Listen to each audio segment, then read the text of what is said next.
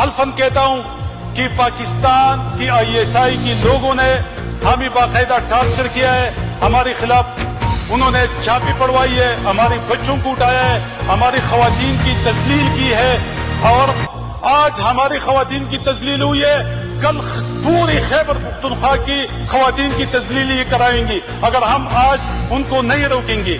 اور ایمان کا جو تیسرا درجہ ہے نا، وہ کسی کو دل میں برا کہنا ہے، جو دوسرا درجہ ہے ایمان کا وہ روکنا ہے، اور جو پہلا درجہ ہے ایمان کا وہ ہاتھ ڈالنا ہے۔ اب ہم ہاتھ ڈالیں گے انشاءاللہ، ان کی گریبانوں میں ہاتھ ڈالیں گے،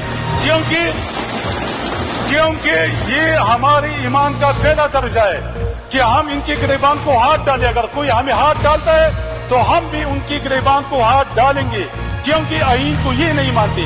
اگر یہ آئین کو نہیں مانتے تو اسمبلی کی فلور پہ میں کہتا ہوں کہ میں کسی آئین کو پھر نہیں مانوں گا۔ اس کی وجہ یہ ہے کہ اگر یہ تنخواہ بھی لیتے ہیں اس آئین کے ذریعے، یہ اپنے بچوں کو پالتے بھی ہے، ان کو ہزاروں مرتبہ بھی ملتی ہے ریٹائرمنٹ کی بات، ان کو پلاٹس بھی ملتی ہے، ان کو کاروبار کے لیے پیسہ بھی دیا جاتا ہے۔ اگر یہ نہیں مانتے تو پھر ہم کیوں مانیں؟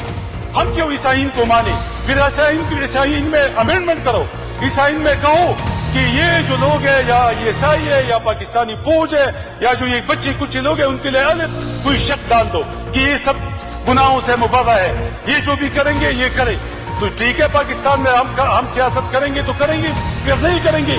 جناب اسپیکر صاحب، یہ وہ حقائق تھی جو میں نے بیان کی۔